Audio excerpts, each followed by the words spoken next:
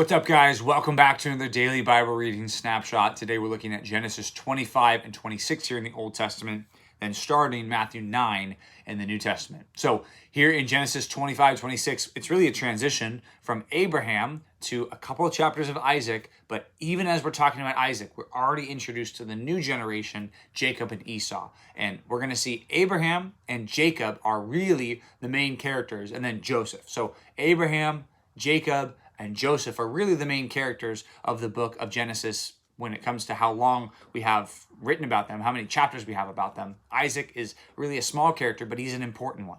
And his main job is to pass on the promise that God made to Abraham. He's supposed to pass that on to Jacob and Esau, which is why one of the main things when Jacob and Esau are born, one of the main things that's important is that they have the blessing. And the main blessing that we have here that we're talking about today, which we're going to talk about more tomorrow, but the main blessing is that Esau has this birthright, which remember Esau, he's the older of the twins, Jacob and Esau. Jacob comes later, Esau comes just before, but Esau sells his birthright because he's hungry. Now, this seems like a scene where Jacob is taking advantage of Esau.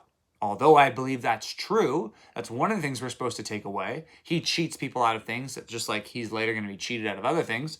But Esau is the one that's condemned in this chapter. Esau is the one that God says Esau did what was wrong. Interesting. It says at the very end, Jacob gave Esau bread and lentil stew, and he ate and drank and rose and went his way. Thus, Esau despised his birthright.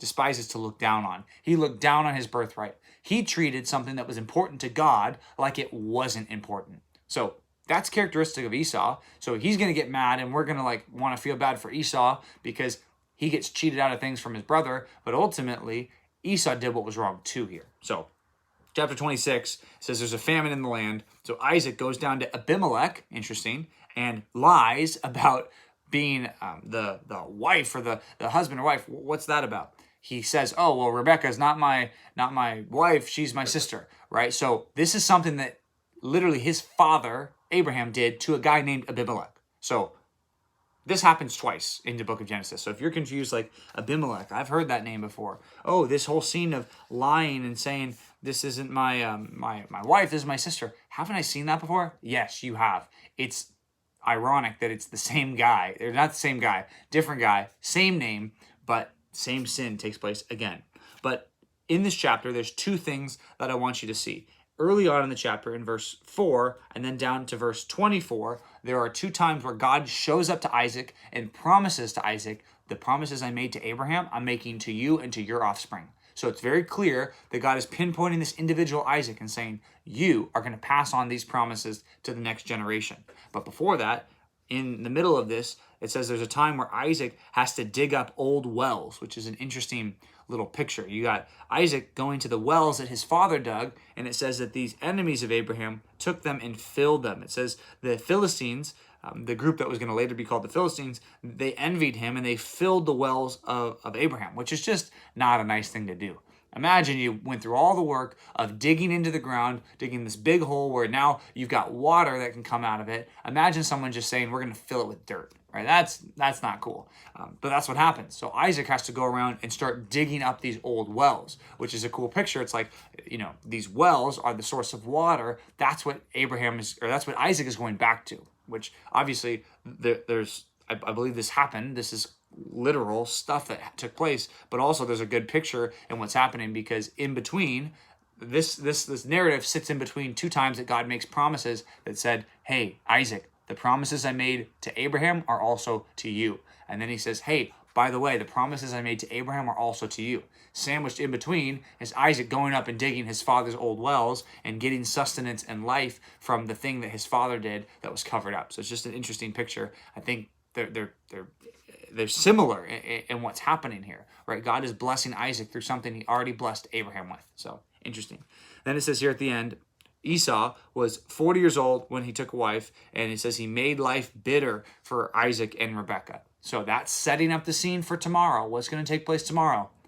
Esau and Jacob are going to get into a little fight over the birthright, not just the birthright, but also the blessing that Isaac is going to give, which the blessing stems from all the promises that God made here to Isaac in chapter 26. So that's basically all there is to Isaac. in the Old Testament. Very short, but still a guy who trusts God and a guy who passes on the promises of God to the next generation. So that's our Old Testament reading. Today, we're looking at Matthew chapter 9 in the New Testament, which really we're seeing only a couple of scenes here, 3 scenes. The first one is where Jesus heals this man who can't walk. He's a paralytic. So it seems like he can't walk. His legs don't work. His arms work, but his legs don't work.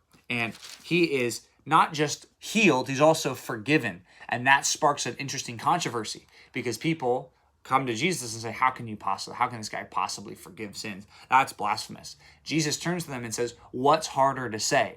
Rise and walk, or your sins are forgiven. I want you to imagine you were standing there. What would you have said is harder to say? I think it's harder to say, rise and walk, than it is to say your sins are forgiven, because anyone could just come along and say your sins are forgiven, and they could maybe feel something, but you can't, raise him to walk. But on the other hand, what's easier, to get a guy to get raised up or to have his sins forgiven? Who can forgive sins? Right? Like, you can't forgive sins. I can't forgive sins. I can't do either one of those things. I can't tell a guy rise and walk. I can't tell him that his sins are forgiven. Like, how is that possible? Jesus can do both. And I think that's the point. The point is, I'm showing you, and Jesus is showing you that he is able to raise this guy up. Likewise, Jesus should be showing them, hey, I can also forgive their sins. So the power of the one is proving the power over the other. I think that's the point here. Then it says that Jesus calls this guy named Matthew, who's a tax collector. And tax collectors were not good people. They were sinners. And this guy, he was sitting there at the toll booth, and he calls him, and he leaves everything behind, and he follows Jesus, which is an amazing thing.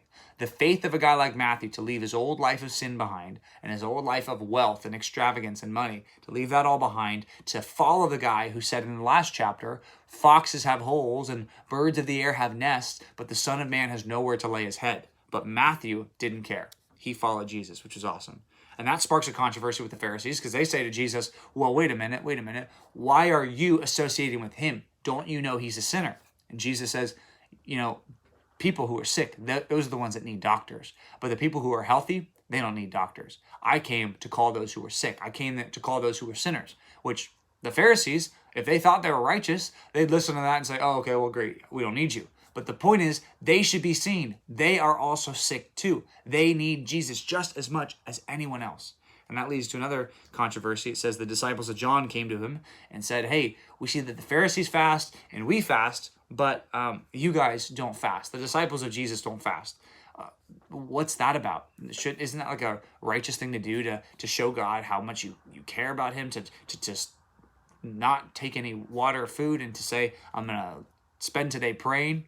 And Jesus has to explain to them, no, well, there is a time where my disciples will fast, just not right now. You don't fast when the bridegroom is there, right? You wait to eat until the wedding feast, but when the bridegroom is there, it doesn't make sense to fast. But later on, they will fast. So it's just interesting to show this connection between the old and the new. He says, yeah, there will come a time where my people will be in having great sorrow until I come back. But right now, no, it's a time for rejoicing, which is interesting to see that Jesus is the centerpiece of everything that God is doing.